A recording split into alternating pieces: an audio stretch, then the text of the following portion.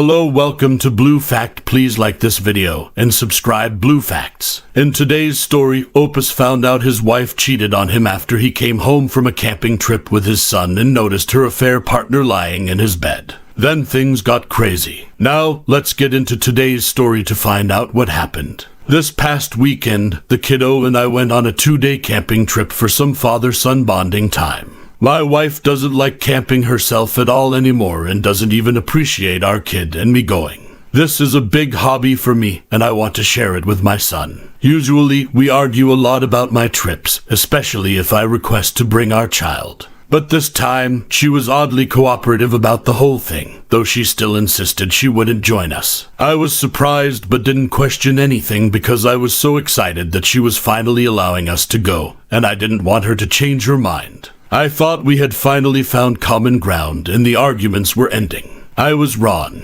We had a great trip and returned back on Monday. We expected to come home to an empty house, as my wife should have been at her office for a few more hours. I walked the kid up to his room as he was exhausted and ready for a nap. Afterward, I walked into our bedroom to find a naked man in my bed. I recognized him as my wife's co-worker whom I have met numerous times at her work functions. At first, I was in disbelief and even wondered if I was in the right house. Then my wife walked out of our bathroom, also naked, and I had no more doubts. She looked petrified when she saw me. I have never been so angry. I yelled at the dude to get out of my house so I could speak to my wife. He grabbed his clothes and left. Then we started arguing. I never yell at my wife. We always want to keep things civil for our son. But I was so hurt I was screaming. Then my wife decided to get defensive, and she said it was not her fault, that I was barely around and camped so much, even though I hardly go on trips anymore because she doesn't like it. She said that's what drove me to do this, your neglect of this family. I was in tears at that point. I just don't understand how her cheating could be my fault. When I turned around to leave, my son was standing in the doorway, and I felt terrible for yelling.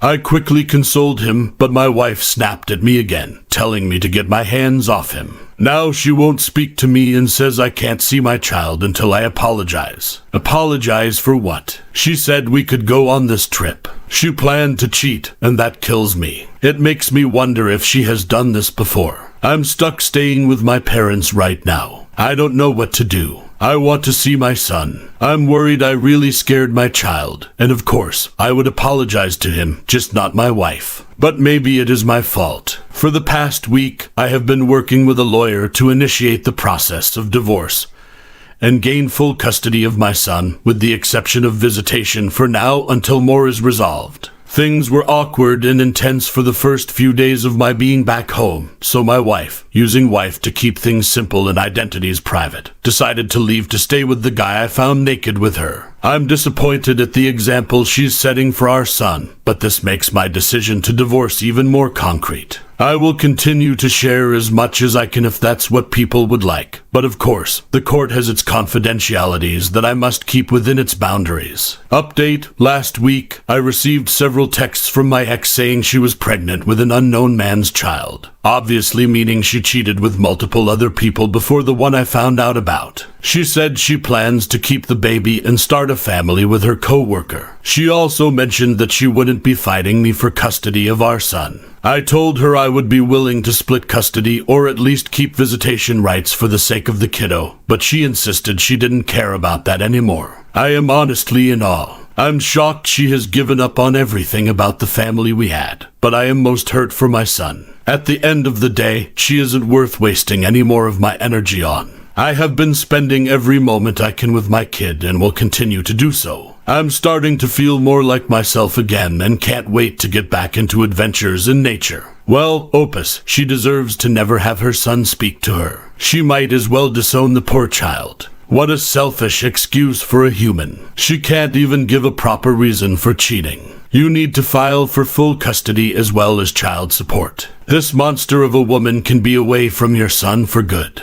My thought would be that if you can afford it, have her sign away her rights as his parent and make sure she has no visitation rights. This ideally would mean she can't turn up years from now and demand visitation. It should also mean that if you are married and you all agree, your son could be adopted without involving your ex, getting child support, etc. It's understandable if you need it, and your ex has or will have any money. I presume you could have paperwork stating you have 100% physical custody, and any visitation would be supervised, as well as agreed on by both parties, so you control it. It just leaves an open door for your ex, so cover all your bases in your paperwork, including an airtight will, so if you were to pass away, your ex can't claim your son and can't get any of his inheritance. You also need to start saving up to get your son into therapy. He is 7 years old and is old enough to remember his mother abandoning him. Therapy will help him get over the trauma his mother has caused him and will teach him to have a good foundation for life. I wish you good luck, Opus, and hope that you and your son have a happy and adventurous life. I hope your ex has the life that she has earned.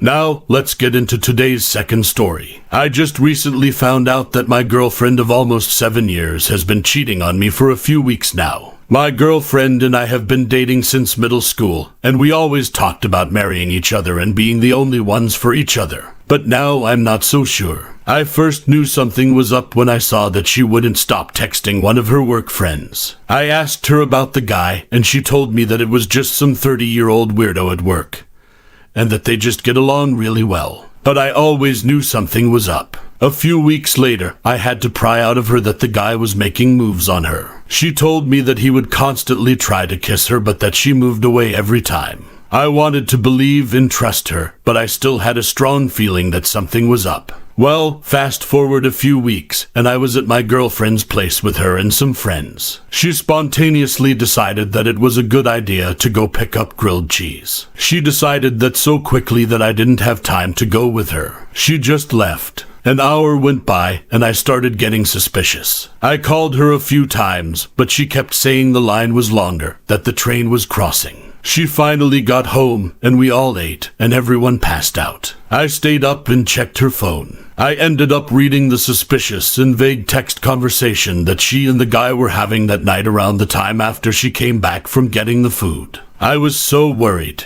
You left so quickly. I was getting worried when you didn't pick up your phone. I felt like some messages were missing, so I kept reading their texts from the past few days on her phone. I found that they texted a lot more than me. In her texts, they were staying up until as late as 7 a.m. texting every minute on multiple occasions. Eventually, I found a conversation where he said, "I love the way you close your eyes when you kiss me." This was all the proof I needed to confront her. I woke her up. It was 5 in the morning by then and tried to get her to confess, but she wouldn't. She just kept lying right to my face. I really wanted to believe her, as this was the girl that I had loved for so many years. But how could I after reading the conversations she was having with him? The next morning, I talked to her about it again. She kept saying that he was crazy and she had no idea what he was talking about. I said if he was crazy, then why didn't she text him right then and ask him? She said she would, but I felt so bad for stooping that low, so I said never mind. She kept trying to guilt me into admitting that I didn't trust her, and she kept telling me that I could trust her, so I tried to. I spent that whole day alone and crying, as she was at work. All I wanted to do was believe her, but I knew deep down that she had cheated on me. Later that night, while she was still at work, I went to her house and got her iPads. I knew that messages would sync onto her other devices, and I wanted to see if she really did delete messages with the guy. And guess what? She did.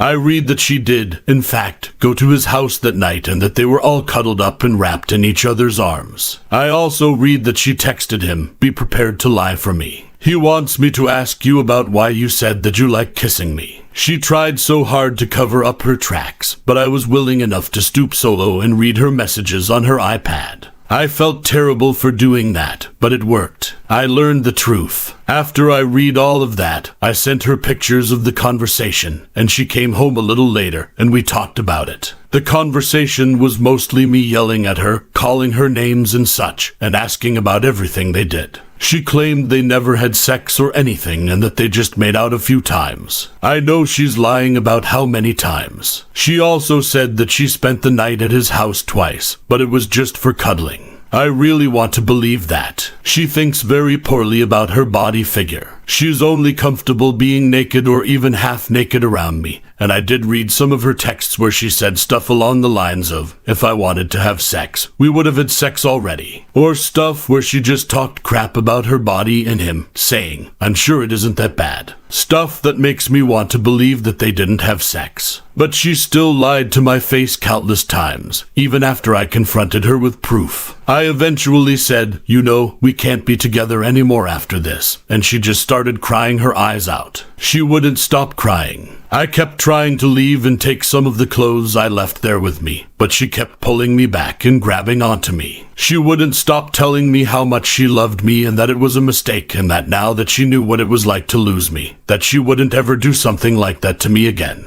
And I honestly do want to believe her. This is the girl I have loved since middle school, but she has lied to me so much that I'm not sure if I can do it. She drove up to school with me for a few days. I lived 3 hours away from school, and I was down home for the weekend, and it was enjoyable. We were together the entire time, and it made me realize that I can't picture life without her. But now she's back home where he is, and I just can't trust her anymore. I have been freaking out every day since she left, not knowing what she was doing or who she was with since I just can't trust her anymore. She said she understood and that she was going to earn my trust back. But I've read so many other cheating stories on here that it seems like I'm just never going to trust her again. She turned on her location for me, but she could easily just set the location to her iPad and trick me into thinking that she was home. She still hangs out with the same group of friends. The guy she cheated on me with is in this friend group, and it's destroying me. I know she's just trying to have fun with work friends, but how am I supposed to believe that she's really done with him? What do you guys think of this situation? Bop, if your girlfriend and her new boyfriend were still in junior high, I would agree that they only kissed and cuddled. However, they are adults, and adults have sex. She didn't text this hard and this often to cover up kisses and cuddles with a man she didn't care about. She slept with him and still won't stop hanging around him and his friends. She didn't make a mistake. What she did was wrong.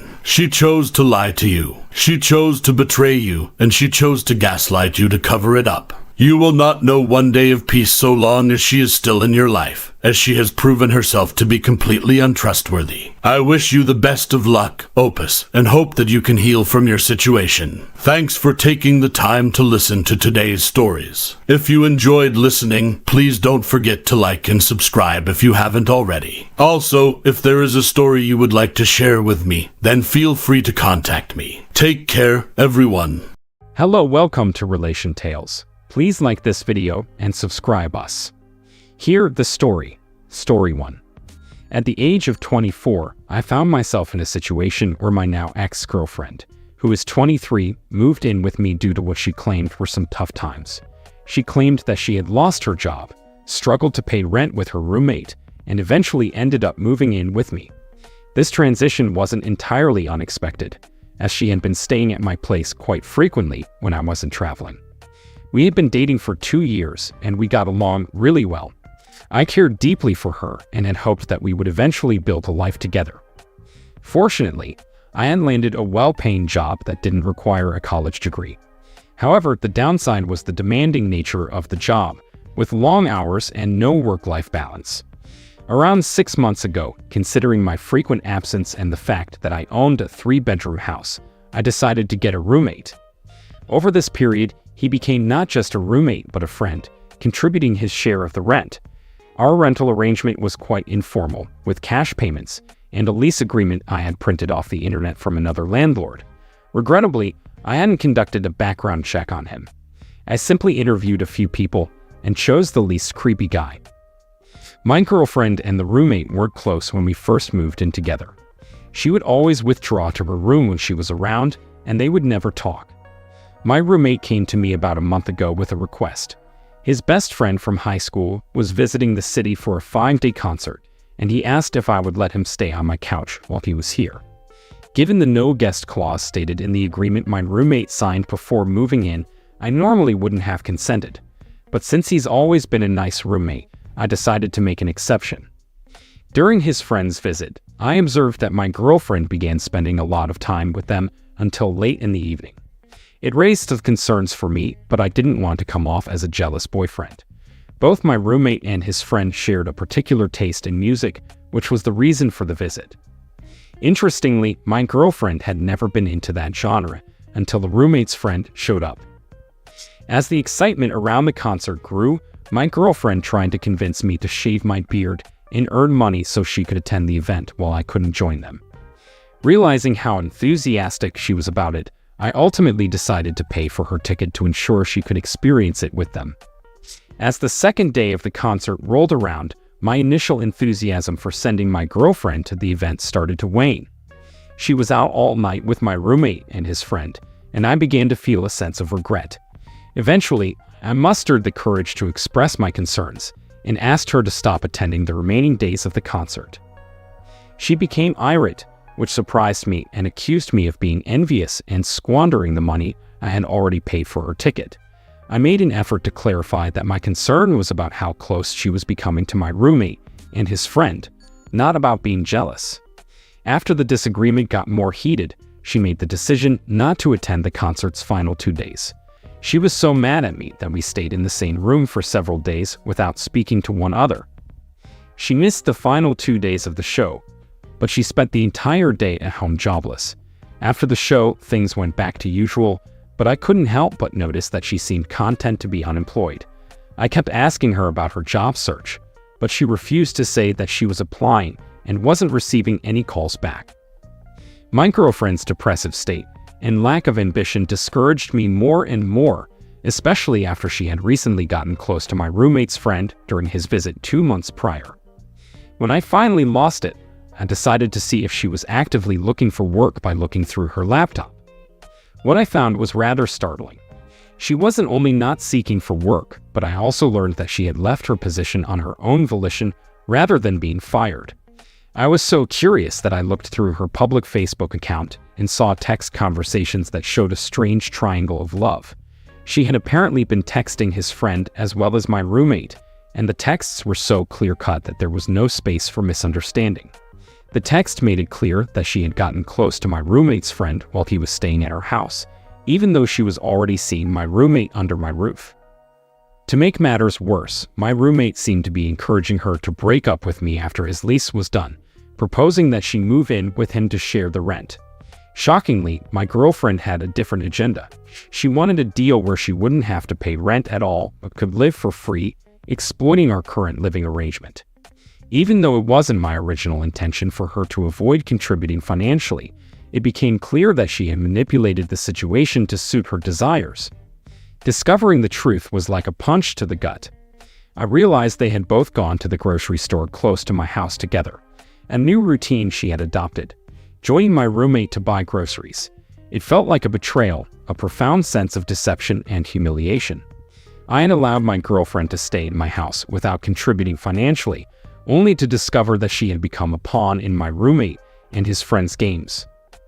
I regretted not fully trusting my instincts when I initially sensed that something wasn't right. In a rush of emotions, I hopped into my car and drove to the store to confront them. I approached her calmly, insisting that we needed to talk, but not until we finished shopping, to avoid causing a scene in the store. After about 25 minutes, we headed out, and my roommate went to his car. In a tense conversation, I confronted her about what I had discovered. She seemed shell-shocked but eventually admitted to everything. As we talked, a painful truth unfolded. This betrayal had been going on even before she moved into my apartment. She had been having a secret, intimate relationship with my roommate behind my back and had concocted the story about being unable to pay rent after quitting her job. She confessed that she saw my stable life, complete with my own house and a good job, as an opportunity to freeload off me. The shocking revelations continued as my girlfriend admitted that when my roommate's friend came to visit, she was attracted to him. They had engaged in a threesome, and she claimed to have feelings for both of them. The truth unfolded when confronted with the Facebook messages. Fueled by anger and betrayal, I made a decisive decision. I told both of them to get out of my house. My roommate, however, refused, citing that he had paid the rent for the month. Frustrated and determined to reclaim my space, I threatened him, making it clear that if he didn't leave voluntarily, I would take necessary measures to ensure he did. I meant every word. In a moment of heated confrontation, I threw my girlfriend's belongings outside the house, and she sought refuge with her friends.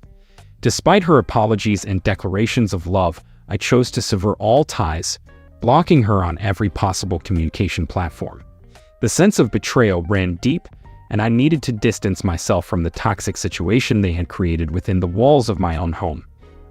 My roommate, in response, started threatening to sue me if I kicked him out or if anything untoward happened to him. I calmly reminded him that our lease agreement was just a piece of paper I found on the internet, and I never provided him with a receipt for rent payments. Our arrangement was more of a gentleman's agreement, but considering his actions, I questioned whether he could be considered a gentleman at all. I made it clear that any consequences resulting from his stay under my roof would be on him. Fortunately, I didn't have to wait long for resolution. On the same day, he moved out, persistently threatening legal action despite his claims. It's been over 2 months now, and I haven't received any notice of a lawsuit. My ex-girlfriend has tried to reach out on social media, but I've blocked her there as well. While my house may now be empty most of the time, I prefer it that way. I work hard, and returning to a drama-free home is worth much more than the extra $500 I could get from having a roommate. The experience has taught me that the peace and solitude of having my own space far outweigh any financial gains from sharing it with others. Story 2. I've been with my current boyfriend for a few years now, since I graduated high school. My previous boyfriend in high school was a real mess, a crazy narcissist, and a habitual liar. He cheated on me constantly, or at least it felt like it. I'm not even sure if we were officially together. He kind of made me paranoid about partners cheating or lying. It was my fault for letting him do that from 8th grade until I graduated, but he was incredibly manipulative. After that ended, I didn't give myself any time to heal before seeking out another guy. I think I was probably still in contact with the high school guy when I met my current boyfriend. I don't want my boyfriend to be held responsible for what some random guy in high school did, but I've always been really jealous too. However, my suspicions aren't entirely baseless. There have been some real incidents that make me worry. I've noticed that when my boyfriend has his phone out, I never see the screen because he's always tilting it away or positioning his body in a certain way. It feels odd. When I'm on my phone, he often sees the screen incidentally because I'm not trying to hide it from him. He'll even read my texts when I'm messaging someone, chuckle at something, or make a comment.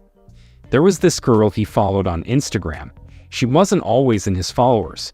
It was a new account. He mentioned an ex in the past with the same name as this girl. When I asked about it, he first said she followed him first, and he just followed back, but she was never following him. Then he kept changing his reasons for following her. Eventually, he admitted they used to talk, but it wasn't the ex I mentioned earlier. His Instagram following list, in general, bothers me a lot. He follows mostly girls, and many of them promote their OnlyFans. I managed to get him to unfollow some of them, but not all. His relationship with his boss feels inappropriate to me. He insists she's too old for anything, but he's mentioned MILFs a few times, so her age doesn't seem to matter.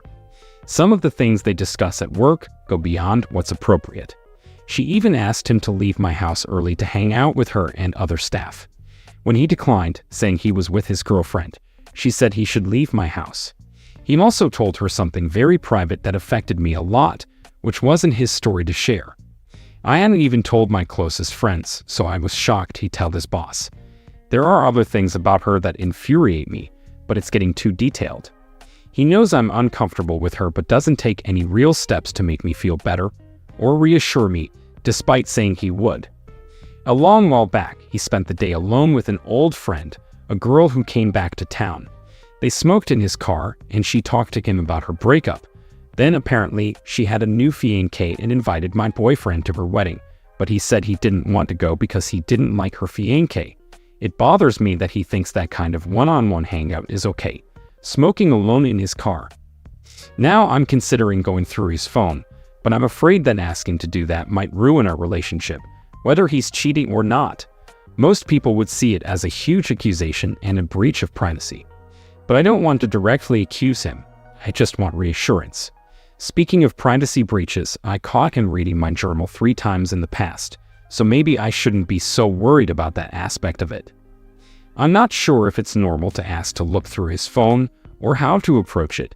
I've already discussed most of these things with him, except for the fact that he tilts his phone away from me. He knows about the things that bothered me, but he doesn't necessarily know that I'm worried about cheating.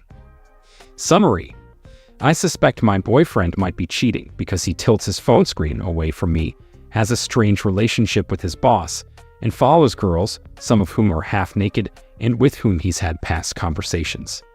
However, I might be overreacting. Thanks for watching. Please like this video and subscribe us.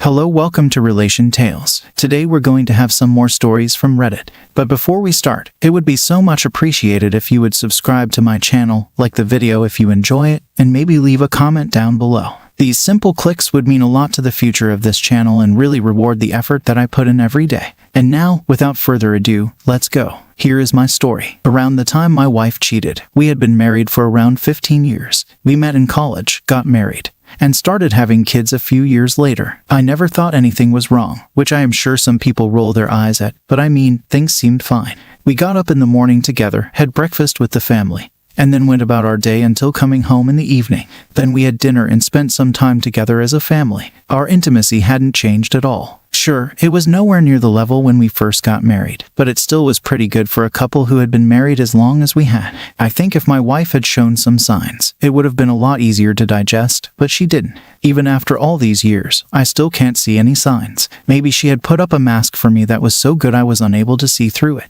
The only reason I even realized something was going on was because of my kids. They happened to see mommy kissing her friend while I was at work one day. All of the kids were under the age of 10, so it was really difficult for them to see it. When I got home, they innocently asked me what was going on. I can't tell you how hard it was to keep up a facade for my kids, but I did. My response was to smile at them and tell them I'd talk with their mother that night. I did just that. My wife was taken aback. She said the kids were mistaken and she was just giving her friend from work a hug. He had dropped something off for her, is what she claimed. It's crazy how genuine my wife sounded. I almost wanted to believe her, but I knew my kids wouldn't make something like that up. Plus, it wasn't easy to confuse a kiss with a hug. However, I let my wife think that I believed her and decided to go old school. I hired a PI to find her. We had the money, so I figured it was a good way to make use of it to get proof. Within 2 weeks, I had my evidence and presented it to my wife. She didn't have much to say. All she did was cry and cry, going on about how the coworker she was seeing was her soulmate. It wasn't planned, of course, it just happened.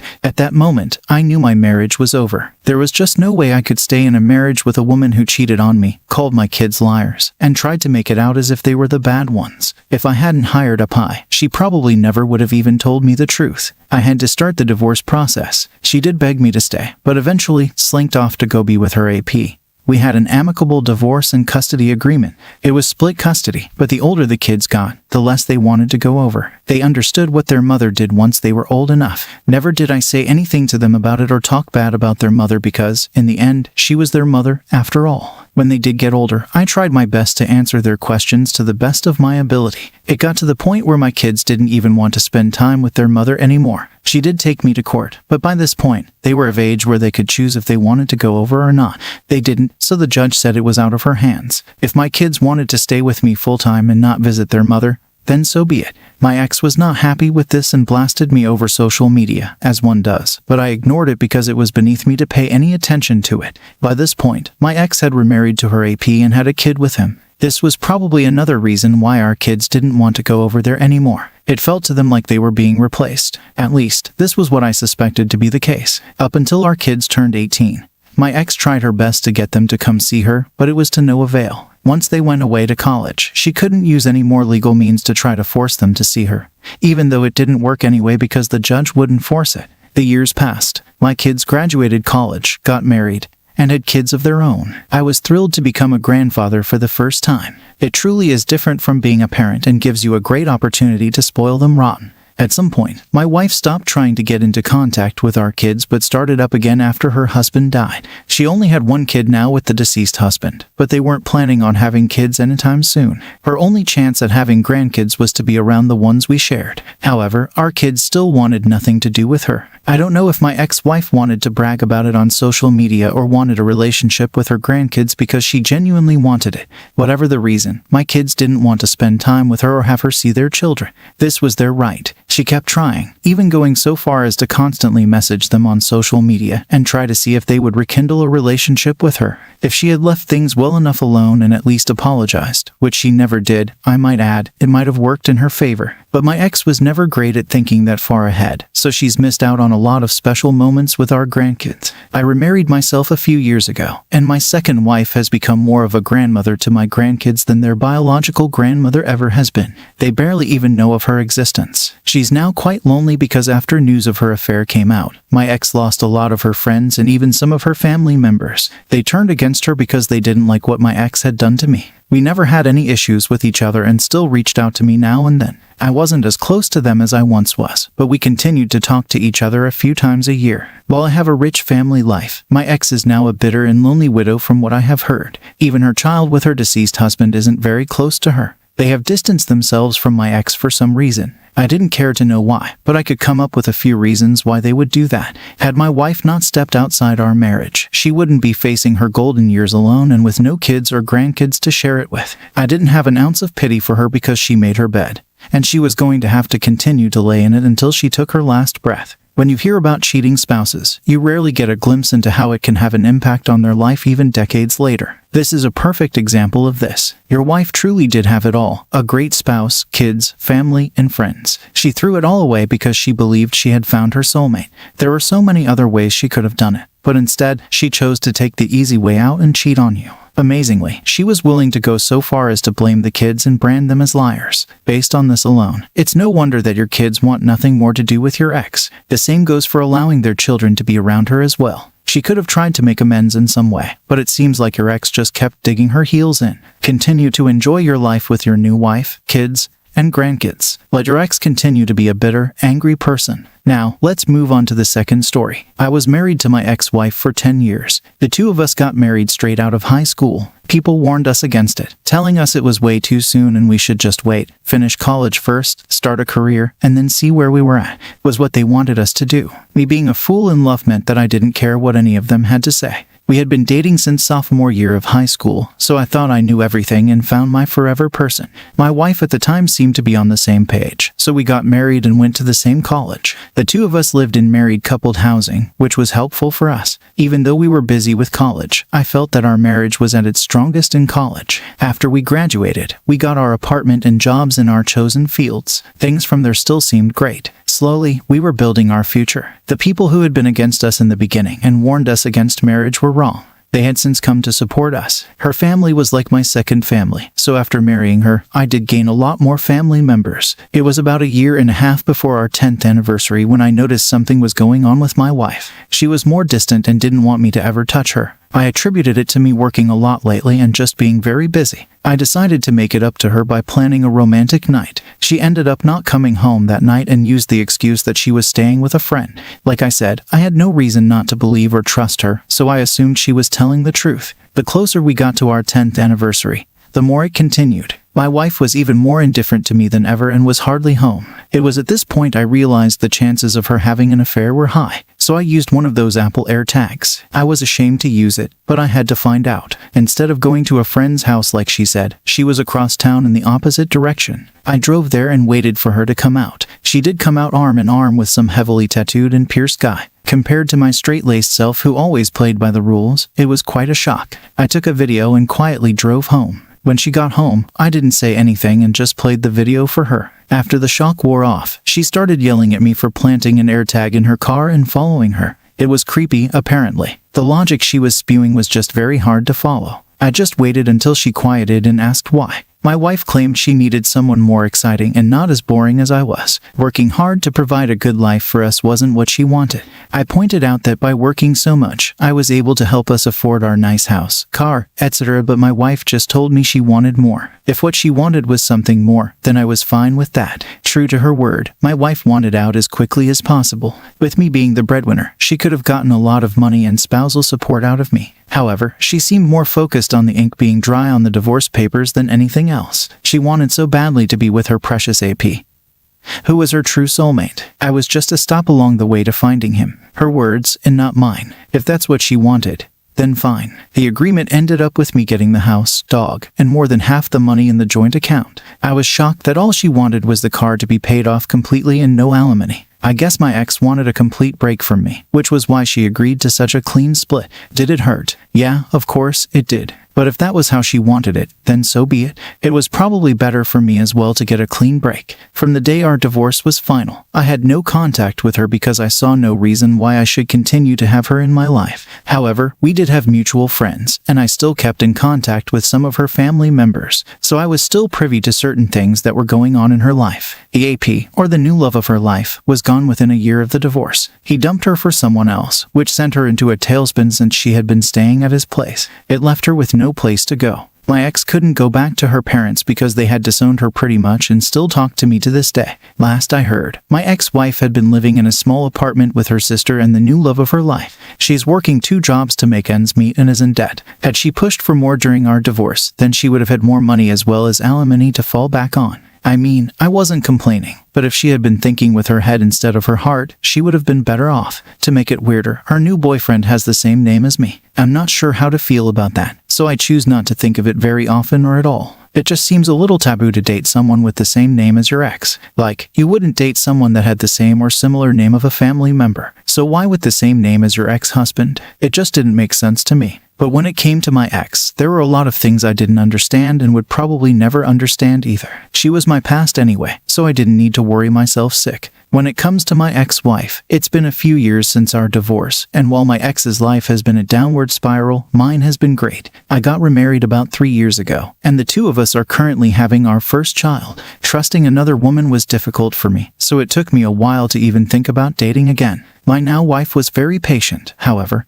and was willing to wait for me as long as she needed eventually. I felt ready to date again, and it led to a second marriage. I have even reached a new level of success. My wife and I managed to sell the old house I had with my ex, buying a bigger one, and even have savings to spare. Both of us had lucrative careers, though my wife planned to go on maternity leave once the baby was born. If my ex knew about my new life, then she has yet to reach out to me. I doubt she ever will, which suits me fine. There is no need for her to ever speak again, but sometimes I do wonder if she regrets having an affair and hurrying through a divorce so she could be with her AP. Chances are my ex regrets it, but what comes around goes around. For my ex, truer words had never been spoken. Opus, I love my reaction. The same you use at the end of your post because it is so true. What comes around will go around. It might seem like the person who hurt you has it all and will never face consequences for their actions, but they will one day. It might be a subtle consequence, or, in the case of your ex-wife, the consequences are big and have a lasting impact on their financial future. It's so great that she didn't try to push you for alimony or strap you for cash after your divorce. I have heard that this happens to a lot of divorced men, so I'm glad she was naive about it for your financial sake. Congratulations to you and your new wife, as well as your unborn baby. This gives others hope that there are other fish in the sea and happiness can be found again. It's not very easy, but it is possible. If you liked it, please support us with a like as well as subscribe to our channel. Write in the comments what you think about the story. Thank you for being here with us.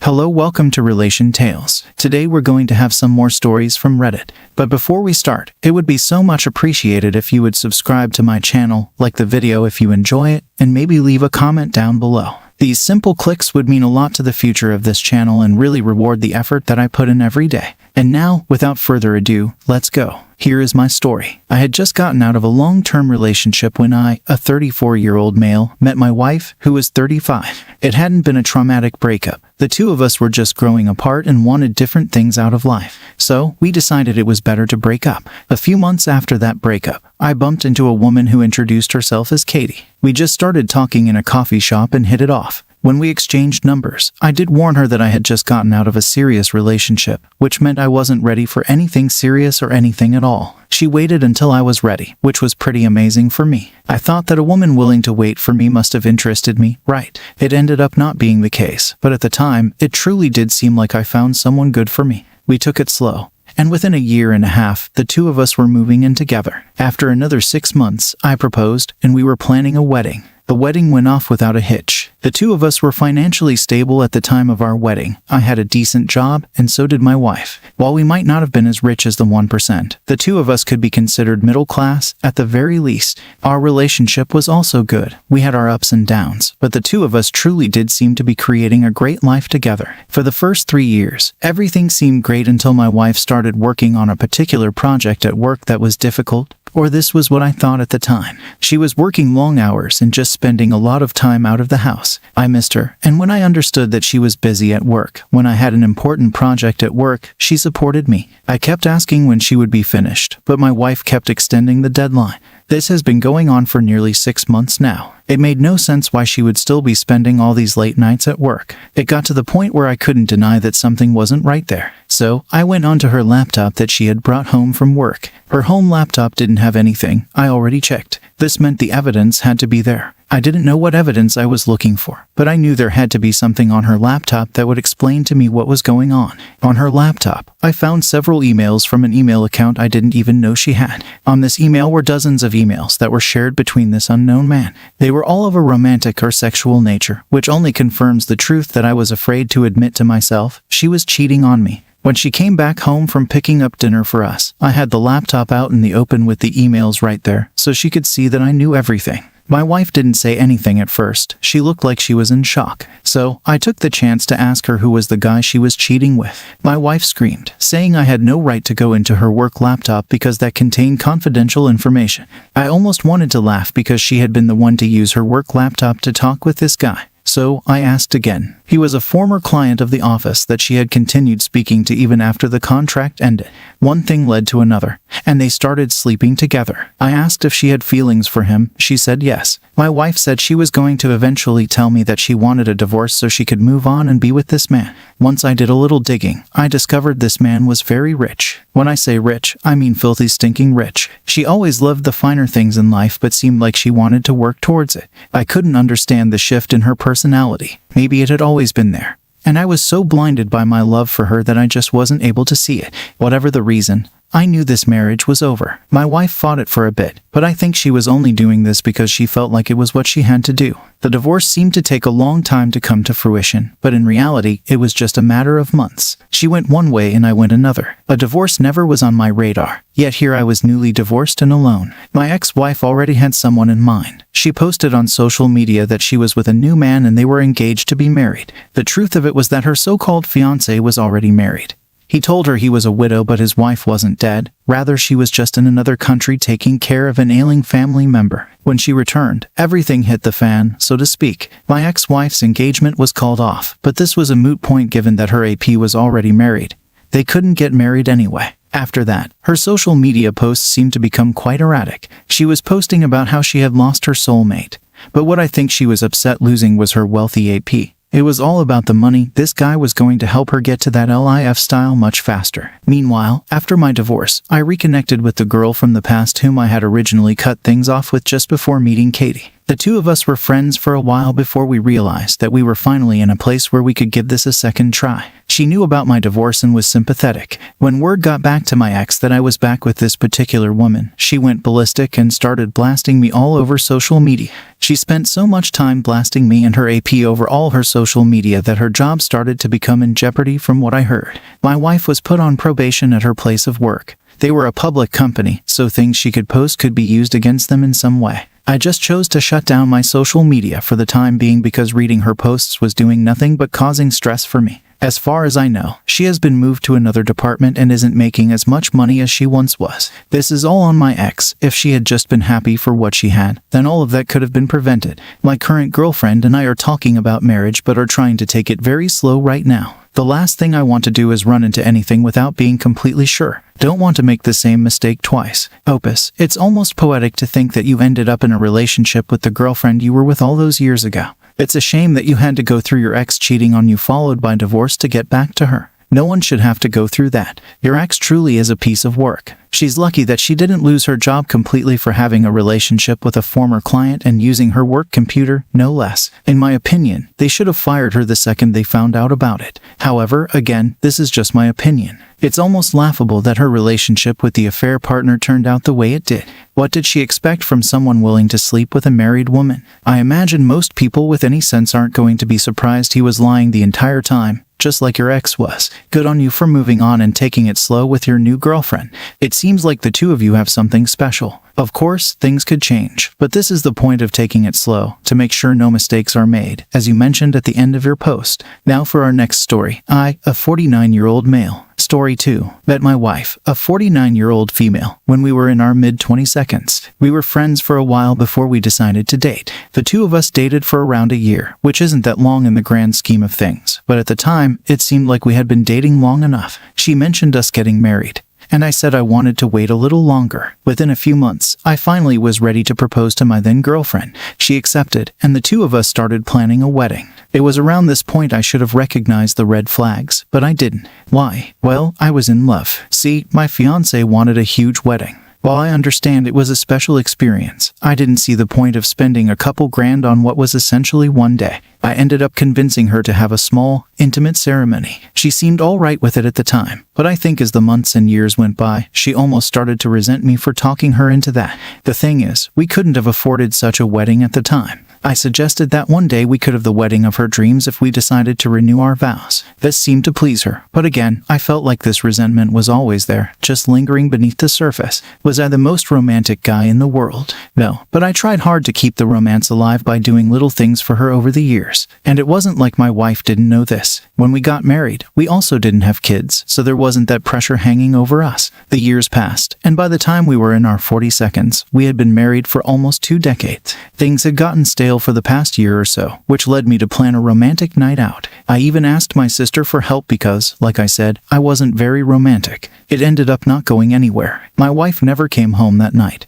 And when she did, she said that she had stayed at a friend's house. They had been drinking, so she figured it was safer for her to just spend the night there. I saw no reason to not believe her, so I took her at her word. The next night, I tried again, and we had a pleasant dinner. When I tried to initiate intimacy, she brushed me off, saying she was too tired. Again, I didn't think too much of it. We both worked a lot, which was why we were finally able to afford the lifestyle we were currently living. This trend continued, and it got to the point where I had to ask myself if I was going to continue to believe her stupid lies, which were lies. I reached out to her friends to see if she was there, but they covered for her. I shouldn't have been surprised. The only way I could think was to directly confront her about her lies and ask her if she was cheating. To my surprise, she admitted everything the night I confronted her. I think I was in shock that she just straight up told me that she was cheating. Honestly, I don't know what I was expecting. I thought she might try to deny it and tell me that I was wrong, but she didn't do any of that. So, I asked who it was and how long it had been going on. He was a family member of one of her friends she met one day. It was an instant attraction,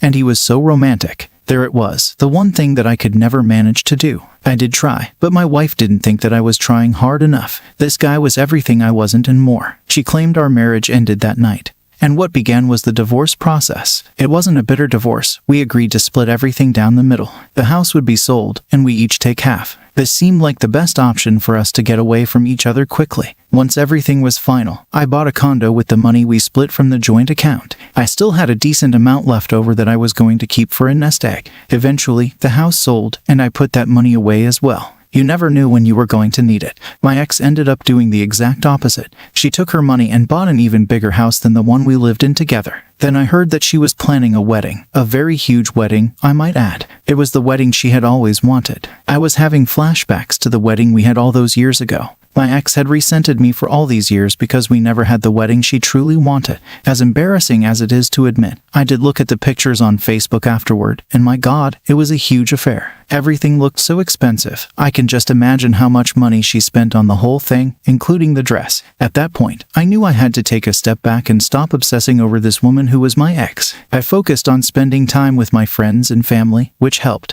I assumed my ex was spending time with her new affair partner. Turns out, though, not everything was great. I learned that a year after they got married, they were in debt. My ex spent the divorce settlement on the expensive house and expensive wedding, making it so she had nothing left. Her job did bring in a decent amount of income. My ex was the only one making good money in that household because the affair partner was a bum. She dared to reach out to me to see if I could lend her some money. My ex played on our past relationship and the memories we made over 2 decades, but I wasn't buying it. I told her that it wasn't my problem that she spent all of her divorce settlement on pointless crap. I hung up on her and proceeded to receive at least 3 more calls from her that night, along with 3 very nasty voicemails. After I listened to them, I just laughed and played them to my friends to show how far she had fallen. They all found them as funny as I did. My ex truly had no shame or was just that desperate. I don't know if she ever truly believed that I would give her the money or not. Even if she had reached out to me a few months prior, I still wouldn't have given it to her. At no point was I ever that desperate. I blocked her number that night because I didn't want to hear another word from her.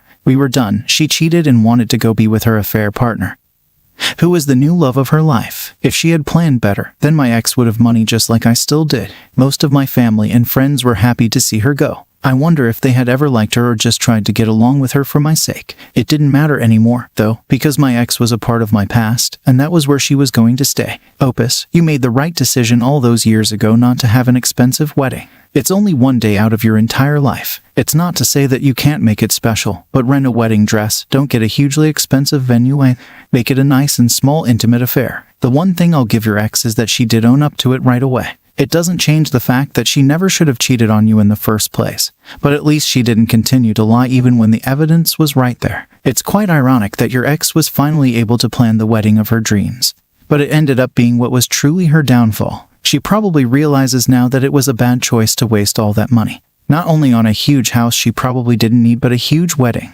To think she reached out to you for money means she must have been desperate. Good on you for shutting it down and leaving her to deal with the consequences. She made her bed of debt, and now she is going to have to lie in it with her bum of a husband. If you liked it, please support us with a like as well as subscribe to our channel. Write in the comments what you think about the story. Thank you for being here with us.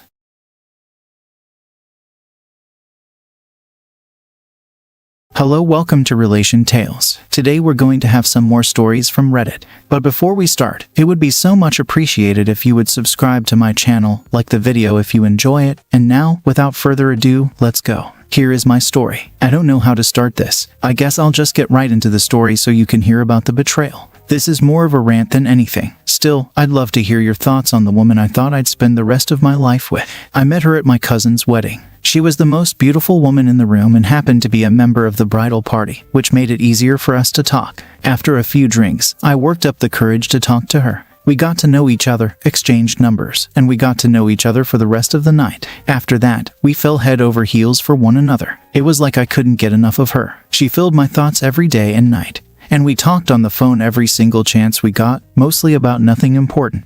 It was nice. We started dating regularly. I called her my girlfriend, and after 2 years, my wife. We made a nice family together. Over the last few years, we had 1 child, a girl. Neither of us was the same after our kid, but my wife suffered from postpartum depression. It's a nasty disease that eats up the soul, from what I can tell. And after a few months and the second time I saw her yell at the child, my wife found a therapist. Things actually looked like they were improving for a second. My wife took the therapist's recommendations and found a hobby, therapy. She seemed to go all the time, 3 times a week, almost religiously. It seemed like all she did was go to therapy sometimes. And though her care for our child skyrocketed, she wasn't paying any attention to me. She would get home, give me a peckish kiss, and then go off and play with the kid. I found out that playing with the kid was actually her sitting on her phone around our child. It seemed weird for her to lie to me, so I spied over her shoulder. But when she turned and asked what I was doing, I said that she'd been distant, and we had a big fight right there in front of the kid. Once we had that fight, her phone was on lockdown. Still, dumbly, I assumed she was having some sort of mental breakdown and allowed her this space to talk with her therapist, who she now saw 4 times a week, once more for an additional session of exposure therapy. It's crazy because I didn't even have to look at her phone to find out the lies. That Sunday morning, I borrowed my wife's iPad to search Craigslist for cars, and that's when a message from my wife's therapist popped up on the screen. Call me stupid, but I thought it wasn't normal for a therapist to message their clients whenever, so I went to her gallery. For some reason, I knew I'd find something. So when I saw the picture of my wife with her therapist, I didn't throw the iPad or blow up in her face like I thought I might. The photo wasn't incriminating, but they looked too close for comfort. Alarm bells went offshore, but these were easily ignored by the interest I had in finding out why she was so close with her therapist and whether a good therapist would take photos with their clients at all. This made me think about the messages again. and that's directly where I went. I figured out that she'd been messaging her therapist day after day for 6 months now. He had taken over my spot in her heart. My world went red for a while, and I couldn't focus on anything. I had been of a sound enough mind to take screenshots and send them to my phone and then delete the traces. I imagine that's what someone feels like when they don't know they're in a horror story, just trying to escape and cover tracks so you make it out alive. Anyway, I talked it over with my friend after I calmed down for a bit. He recommended I talk to a lawyer, who recommended I file for a divorce without telling my wife. He said this kind of thing happens all the time, giving his condolences for my unfortunate fate. Shortly after, in the following days, I had to fake it with my wife. It wasn't very hard. She barely paid any attention to me. Still, I couldn't really sleep, knowing that she'd been out sleeping in some other bed with a therapist and not doing much sleeping at all. I hired a private investigator per recommendation by the lawyer. Turns out, those people know how to do their jobs. The investigator found her going to a nearby motel with the therapist during her appointments, all 4 of them every week. Not going to lie, that felt like taking an upward traveling bullet to the sternum. My lawyer said it was what he called a foolproof case. I told him I didn't really care, I just wanted things to end. We reported the therapist to the medical board with proof from our PI. It was kind of nice to watch the therapist get reported and finally be truthful about the divorce. My wife called frantically once finding out that her secret man was in hot water, crying and begging me to work things out because it was a mistake,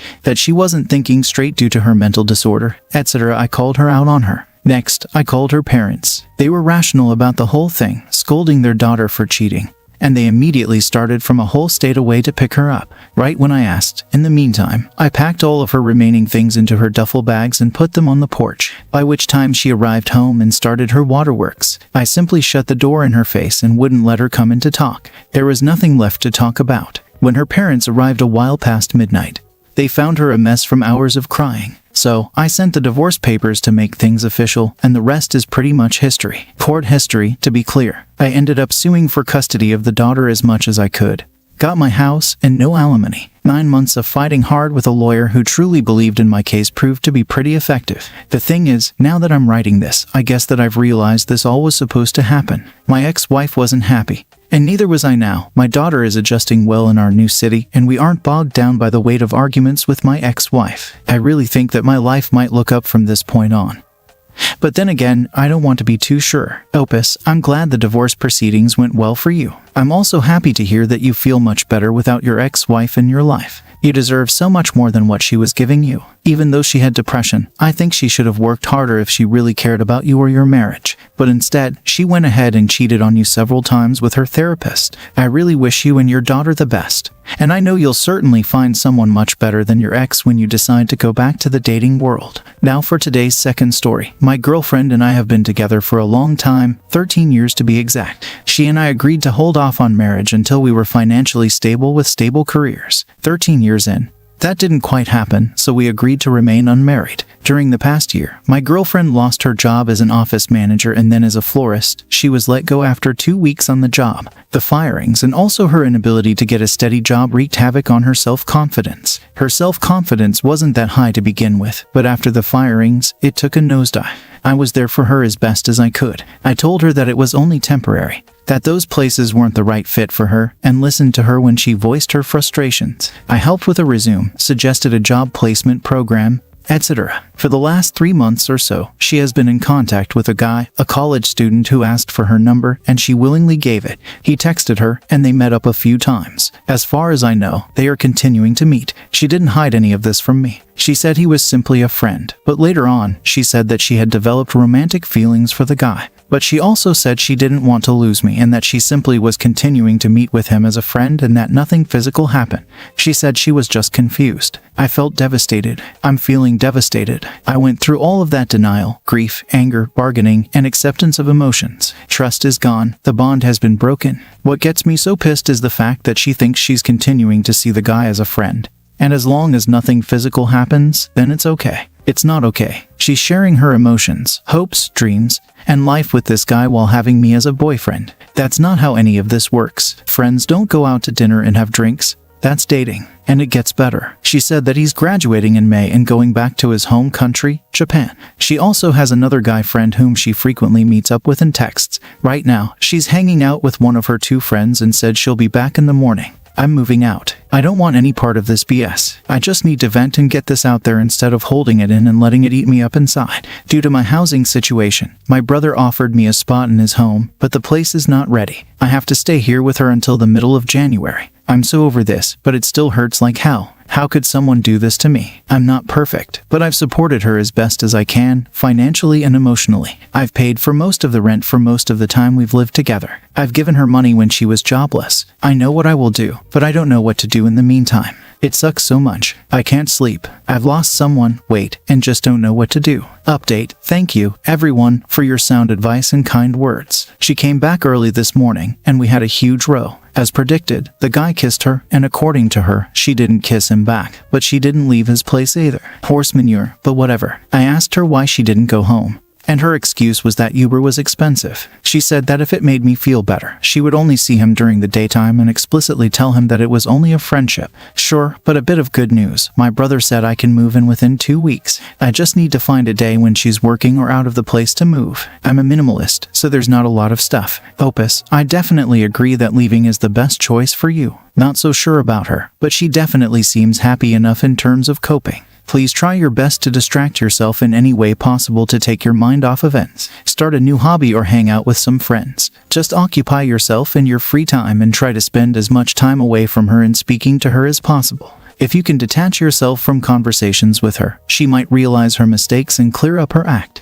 But even if she does, you should still leave. You deserve better. Don't focus on the time invested in your relationship. Live, learn, grow. Take some time to reflect on things for a good while and work on yourself, and eventually, the right woman will come along. Now for today's final story. I really hate my ex. I don't ever want to see her or be with her, but it hurts so much knowing she chose someone else over me. 3 years together, we had amazing memories. I was literally the happiest I was in life when I was with her every day, from our Walmart and Target runs to living with each other, playing video games together, and also having the best vacations, including our first time at Disney World. I still, to this day, don't know why she cheated. She said she didn't, but the proof and all was there. It's been 4 months, and I've been a lot better mentally and getting more fit. I can't believe after getting a new job she instantly fell in love with someone else. I didn't know she was doing things behind my back with him. Reading the messages between them when I found out hurt me. She would tell him how she wasn't happy and that I was annoying, and she was depressed. She really seemed fine to me. I took her out to events just a few weeks before D-Day,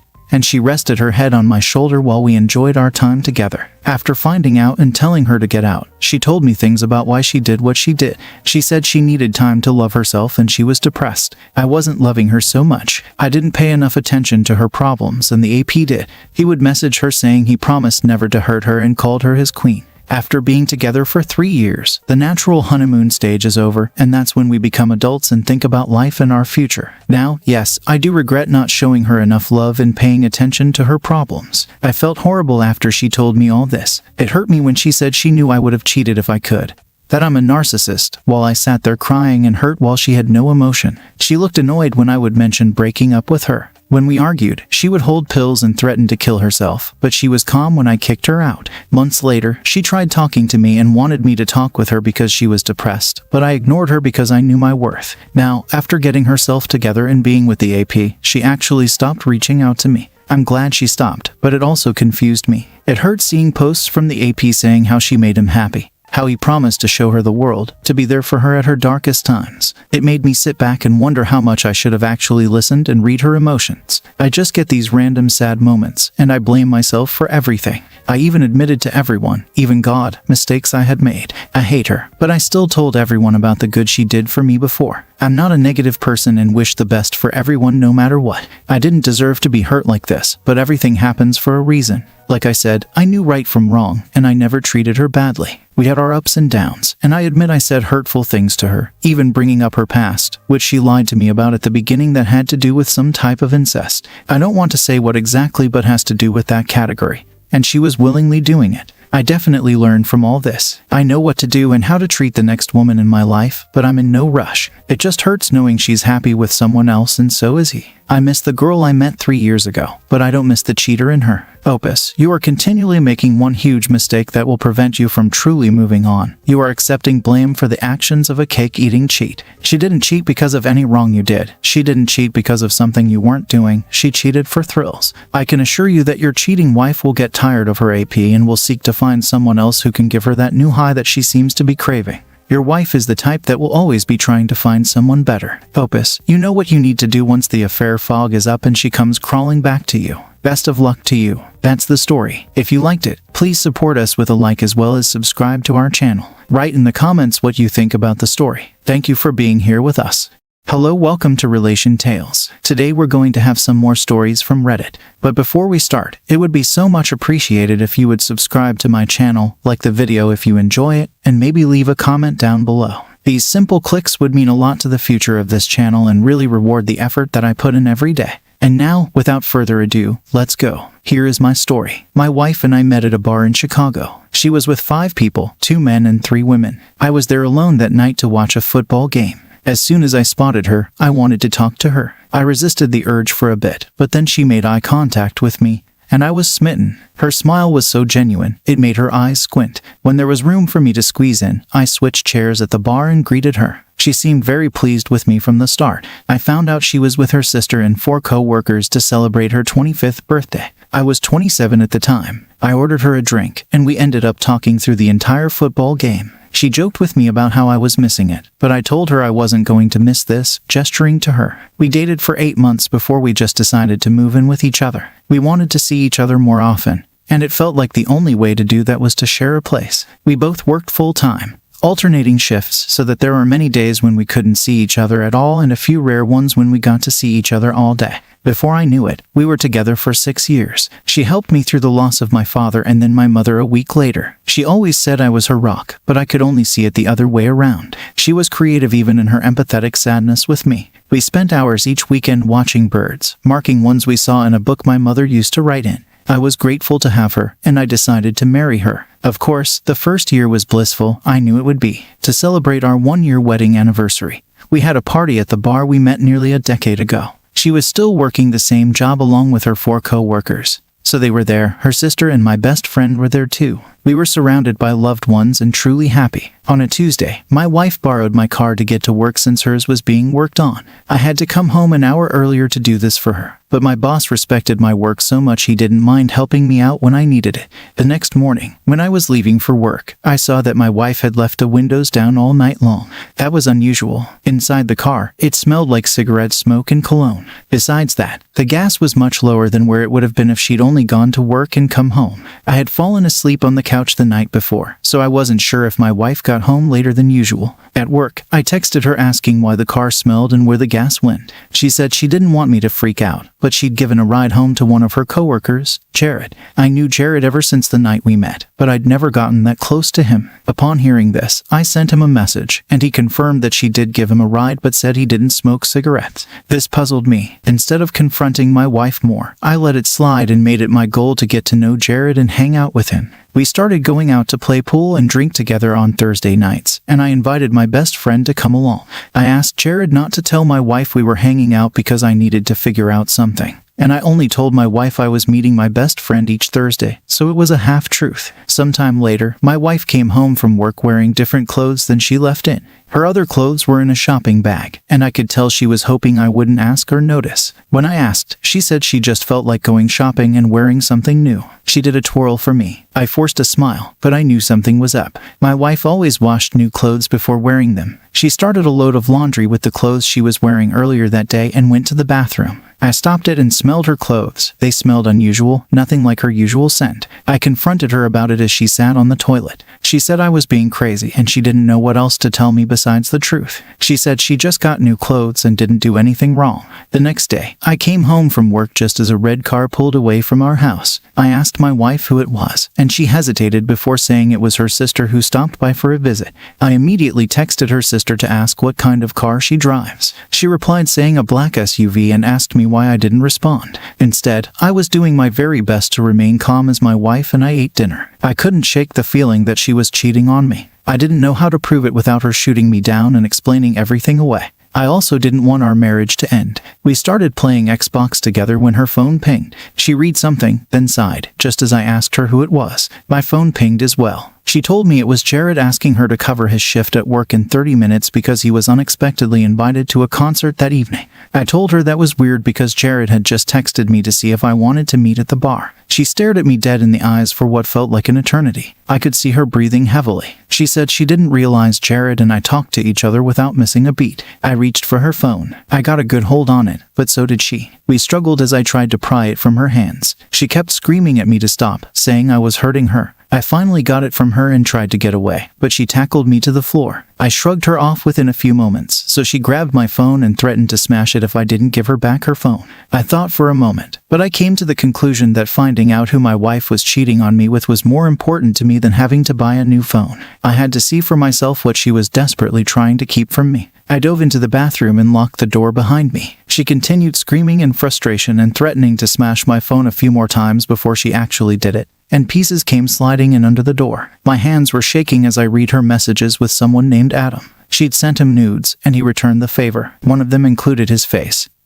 So I knew who I was looking for. They talked about their sex, how good it was, and how marital sex could never compare to forbidden sex. His most recent text was asking her if she could come up with an excuse to meet him at the very same bar I met my wife in all those years ago. I barged through the bathroom door, smacking my wife's face with it unintentionally. I grabbed my keys as she screamed after me, futilely trying to stop me. I told her I wanted her out of the house by the time I got back. She expressed her disbelief, and I sped away, texting and replying to Adam with her phone that said I was on my way and he should meet me out front. I found him immediately, parked the car, walked straight up to him, and punched him in the face. I asked him in an elevated voice if he just assumed I would never find out he was sleeping with my wife. A small crowd of people gathered around us, gasping and watching the drama unfold. He scrambled to get up, but I pushed him down at least twice before spitting on his face. I told him never to see her again. He finally got up and stumbled away, holding his jaw. When I got home, my wife was sitting on the steps. She noticed the red on my hand and started questioning me. When I didn't respond, she started begging me for forgiveness. She said she never meant to sleep with him, and it only happened once before he started sending her pictures and asking for more. I told her to get out of my house, and this time I yelled at her while looking straight into her eyes.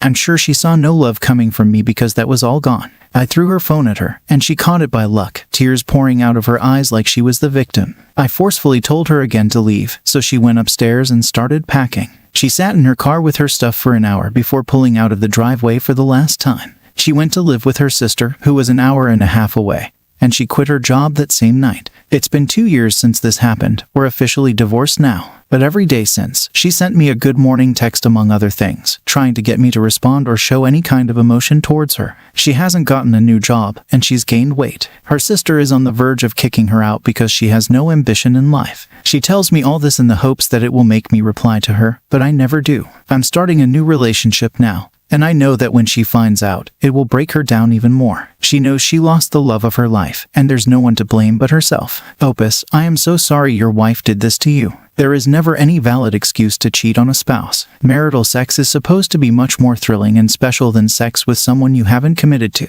Being intimate with someone you've chosen to spend your life with is surely one of the greatest treasures anyone can experience in life. Is it not what so many of us strive for? To find and commit to one love that reciprocates our feelings and values us just the same. The moment infidelity happens, that promise and the sacredness of the marital union is destroyed. It can't be repaired or brought back. Being enough for someone isn't enough. You must continually choose that person, the same person you committed to in the first place, because the moment you stop choosing them, that true love is at risk. To keep a love alive, you must remember why you love them and that they are worthy of your love throughout life. Now, let's get into our next story for today. At the time of this story, I had been with my girlfriend since high school. In school, we shared a group of friends, one of those friends being a kid named Tyler. He was my best friend.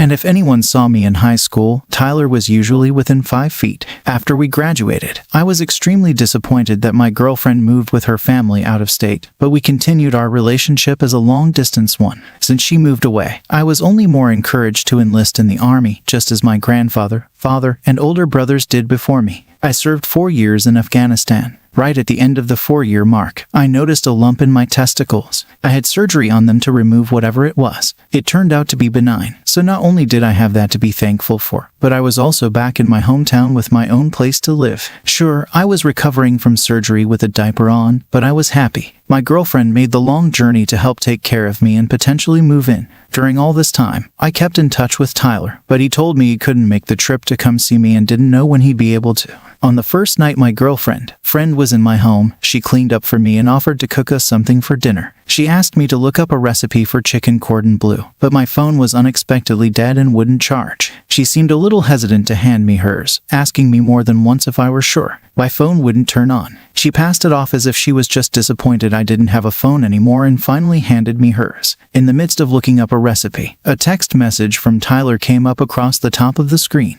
He asked if I suspected anything. My heart rate picked up, and my balls started to hurt. I clicked on the message, and it felt like my stomach jumped into my throat. My girlfriend had been texting him on the entire drive to my house, talking about how she was great at keeping secrets and playing it cool. Tyler was extremely anxious that I was going to find out about them. They'd been having sex while I was deployed, even referring to it as a sexcation. I wasn't sure how long they'd been going at it, but it had apparently happened quite a bit. I saw every part of Tyler I never wanted to see, and he had photos of everything my girlfriend pretended to be so modest about. Pictures were sent between them on my birthday. Even one of the pictures was the same one my girlfriend sent me. That was also at least one day I had talked to both of them on a video call. I never suspected them of anything, and they never even told me they talked to each other. I was under the impression they lost contact after high school. Suddenly, my world was crashing down, and I was hungry and helpless. My girlfriend asked me if I found anything good, and all I said was, yeah, and showed her the texts. Her jaw dropped, and she turned red. She grabbed her phone from me and swore that they never actually had sex, claiming it was all fantasy talk,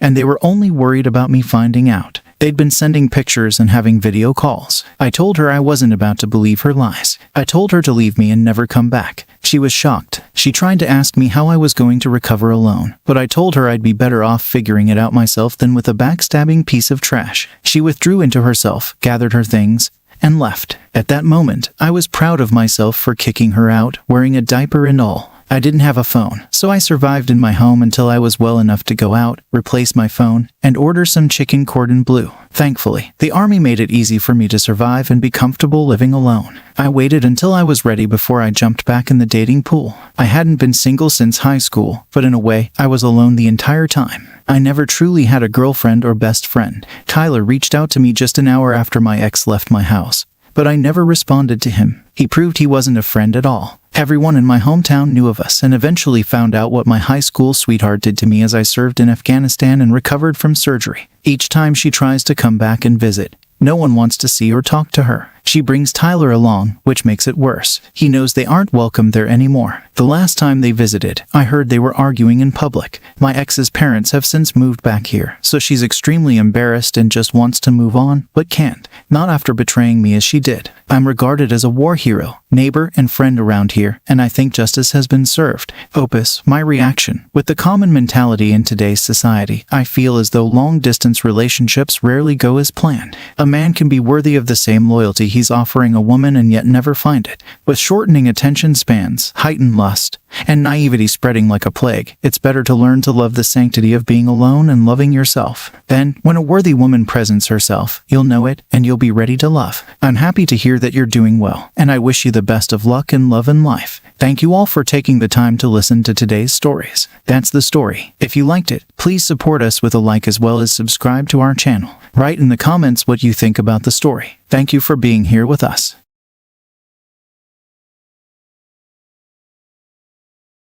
Welcome to Relation Tales. Please like this video and subscribe. Relation Tales. Listen this first story. In this video, I'm unraveling a chapter of my life that took an unexpected turn. My cheating wife employed a cunning tactic to prevent me from attending a party, but little did she know, I had a surprise of my own in store. Join me as I recount this surprising tale of deception, resilience, and an unexpected twist that changed the course of my journey. I've been married to my wife for 4 years now. We're still relatively new to marriage, but we dated for 2 years before tying the knot. Our relationship appeared strong with no signs of trouble. Our love was genuine, and we built a foundation of trust during our courtship. I'm 30 years old, and she's 26. The incident that brought my wife's cheating to light occurred on July 4th during a party organized by my wife's friend.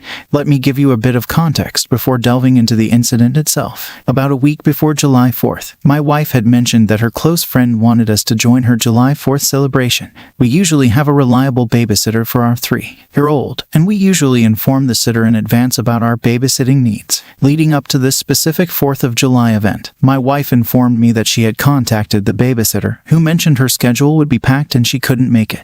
I was a bit disappointed because spending time with my wife had become rarer since we had our baby. My wife expressed her strong desire to attend the event and suggested that I stay home with our child while she goes to her friend's party. I wanted her to have fun, so I agreed and said I take care of our child at home. Now here's the twist. My wife knew I wasn't exactly a big fan of her friend. Her friend is still single, and while my wife is 26 years old, her friend is 3 years younger and a bit more carefree. I don't want to come across as controlling, especially since my wife is an adult. I simply advise her to watch out for her friend because she might not be the best influence. Now, on the morning of July 4th, I took an unusual step and decided to call the babysitter myself. Normally, my wife handles these arrangements, and I had to find the sitter's number on my wife's phone. My thinking was that if I offered the babysitter a higher hourly rate, she might change her mind and agree to take care of my child that evening. If it works out, I plan to surprise my wife and let her know we could go to the event together after all. I wanted to share the news with her once I had the babysitter's situation sorted out and enjoy the satisfaction of pulling off a last-minute miracle. Things started to unravel when I called the babysitter and asked her to reconsider sitting for my son that evening,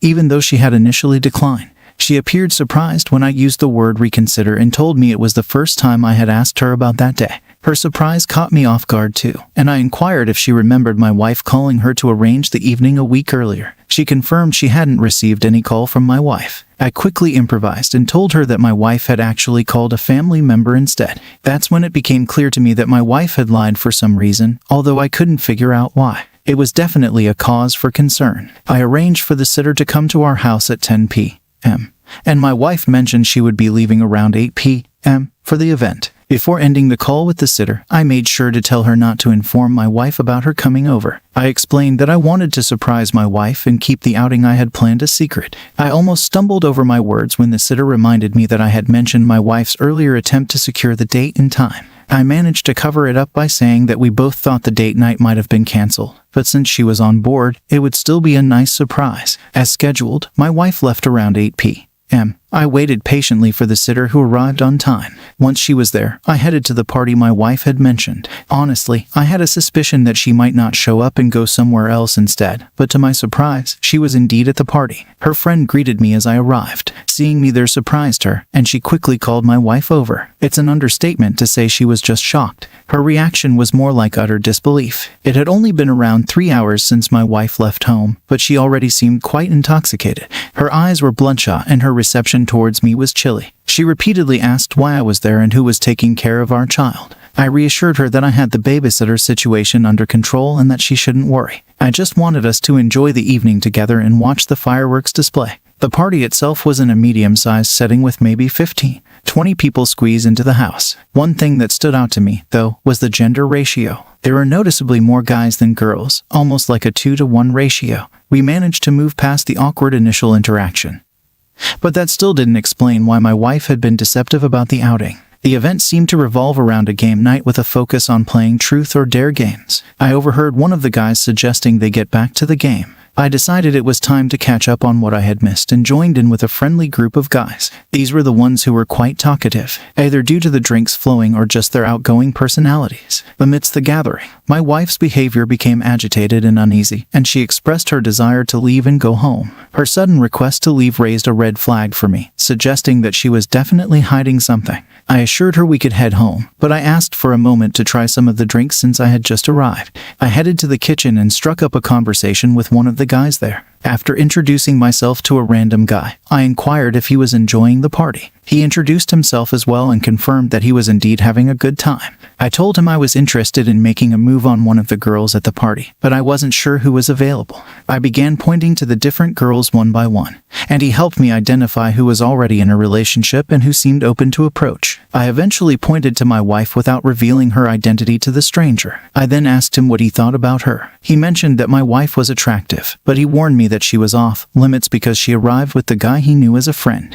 I pretended to be interested and asked him to share more details about this guy. The stranger went on to give me information about my wife's affair partner, explaining that they had met at a concert and had been involved with each other intimately since then. This revelation really hit me hard. The timeline of when my wife attended the concert and met this guy matched up perfectly. This struck a chord because I was also present at that very same concert. What bothered me was the fact that I was with her most of the time during the event, except when she wanted to get some snacks and insisted on going alone. I recall that it took her an unusually long time to return with her snacks, but I brushed it off assuming there was a long line, or she needed to use the restroom. This incident happened about a month prior, and ever since then she had been frequently leaving the house and even had a trip out of town. This new information left me questioning everything. The stranger was bragging about my wife as if she were some kind of prize he had won for his friend. He kept on talking, sharing a few more details. He explained that he had come to the party to pursue my wife's friend when he described as a free spirit. I wasn't sure if my reaction was noticeable, but I couldn't fake it anymore. Just then my wife's friend joined the conversation, possibly realizing that my questions were leading to the truth about my wife's affair. However, it was too late, and I could tell that she was also part of the deception. I excused myself from the conversation but asked my wife's friend about my wife's whereabouts. She suggested checking the patio,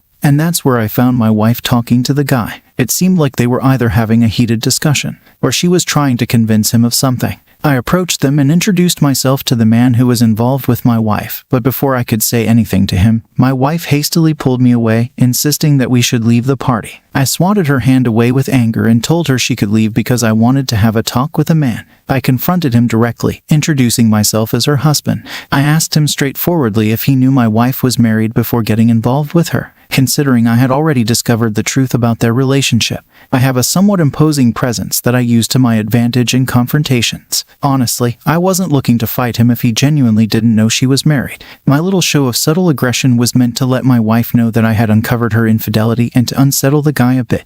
I repeated my question to him, making it clear that I didn't want to ruin the party by starting a brawl, but I needed to know if he was aware of my wife's marital status before getting involved with her. My wife was getting anxious and tried to hold me back while apologizing. The guy seen the bottle in my hand and realizing he was cornered on the patio with no support fell for my act and started apologizing as well. He mentioned that he didn't intend to cause any trouble and that he had only started talking to my wife without knowing she was married. I inquired about the number of times they had been together, and he gave a response. I simply wished him a good night and walked away. I hopped in my car and drove back home. I told my wife that I wanted a divorce. I checked into a hotel where I'm writing down my story as a form of self-therapy. I'm feeling lost about what steps to take. This is my first experience with divorce, and I'm completely unfamiliar with co-parenting since I didn't grow up in a household like that. What I do know is that I can't bear the thought of seeing that woman, and this incident is making me physically sick. I'll probably provide updates on what my next moves will be, but for now, I'm truly uncertain. Second story, my BF tried and failed to hook up with another girl. For context, I am 18F and my BF is 19 meters. We have been together for 7 months and this was about a month ago. My BF, who we will call Bob, has a fake ID and regularly goes out to the bars with his friends, which I don't mind. This night he went out to bar with his friend. He was snapping me the entire time he was at this bar besides 20 minutes here or there, which again I had no expectation for him to be in endless contact with me while he was out. At some point in the night him and his friends leave this bar and go to another one which I was not aware of. At this bar I assume is where he ran into a group of girls he was familiar with. Again, for a bit of context, his roommate, who we will call Jim, was talking to a girl named Mary. A few weeks ago, Mary had hooked up with Jim and Bob's friend Mike, and at this point Mary and Mike were talking and hooking up. These girls at the bar were Mary and her roommates. We'll call Mary's roommate Emma. So there's Bob, my BF, Jim and Mike his friends, Mary and Emma the girls. Bob leaves the bar at some point with Mike. He tells me he is going to his friend Elle's apartment. This is where he fucks up because I know Elle lives in the same complex as me, and Bob and Mike were not at my complex, instead a few blocks away. Long story short, my BF is clearly hammered, snapping me most of the time he is at this apartment, telling me they are talking about the bar and playing poker. I am being nice, telling him to drink water and if he needs anything to call me. The apartment, from what I could tell in pictures, looked a bit girly, if you know what I mean. But when I asked, he said his friends who live there all have GFS. He tells me he might stay at this apartment because he is so drunk, which I was uncomfortable with because I didn't exactly know these friends. He eventually decides he wants to walk to my place. It's cold out, early December in the Midwest, so I go pick him up instead. He comes over, and we share an intimate moment that surpasses any we've had before. Afterward, he falls asleep, naked, in my bed. A nagging gut feeling prompts me to investigate. As many women can understand, I decide to go through his phone. What I discover are countless texts to multiple girls. Initially, I check snap maps to identify who resides in his claimed apartment complex. Knowing it's not those places he insisted, I find 4 girls: Mary, Emma, Chris 1, and Chris 2. First, I examine the chat with Emma, which he had conveniently cleared from his feed. In the conversation, he tells her we've broken up and practically begs her to spend time with him. She consistently rejects him, stating she's at her neighbor's smoking. Moving on to his texts with Mary, the chat suggests that Mary may have been trying to set up Bob and Emma before they went to the apartment, seemingly at his instigation. He says, "There is no way she thinks these guys are hotter than me," to which Mary replies, "Yeah, this didn't go as planned. I think you should save yourself and leave." I also uncover another text of him complimenting and calling another girl hot, despite my previous request for him to remove her from his contacts. He had added her again to express these sentiments. I document these messages with pictures on my phone and use his phone to message Emma, apologizing for his lies and the way he involved her. I clarify that we are still together and assure her that I'll address the situation with him. She directly messages me the next morning, expressing her apologies for the situation and asserting that she had absolutely no interest in him, an honestly embarrassing revelation for him. I think it's important to mention Mary knew we were together. I had met her multiple times and honestly thought we got along well. When Bob woke up the following morning, I had spent the entire night awake. I confronted him, insisting that we needed to have a serious conversation. Despite my evident concern, he feigned ignorance. I questioned him about the real location of the apartment he stayed at the previous night and the content of his texts to Emma and Mary. Initially defensive, he quickly shifted to a guilty plea, acknowledging that I deserved better. Surprisingly, he never uttered a simple apology, opting instead to call an Uber and leave without expressing remorse. At this point, I was every emotion all at once. We had a vacation planned in 2 weeks, so I text his parents explaining that I won't be coming on this trip because their son cheated on me. They basically told me it was probably all a misunderstanding and to talk it out. I loved his family, so I decided to talk to Bob about it that night. We talked it out and I forgave him. It's been almost 2 months since then, but although it's been mostly smooth, I can't stop thinking about it. What if she had been interested, or what if there is a girl in the future who is interested? What should I do? Thanks for joining us on this chapter of Relation Tales. If you were moved by these stories, hit that subscribe button and ring the notification bell. Don't miss out on the upcoming emotional roller coaster of relationships. Your support means the world, and we can't wait to share more compelling tales with you. Until next time, remember, every relationship has a story worth telling. See you soon.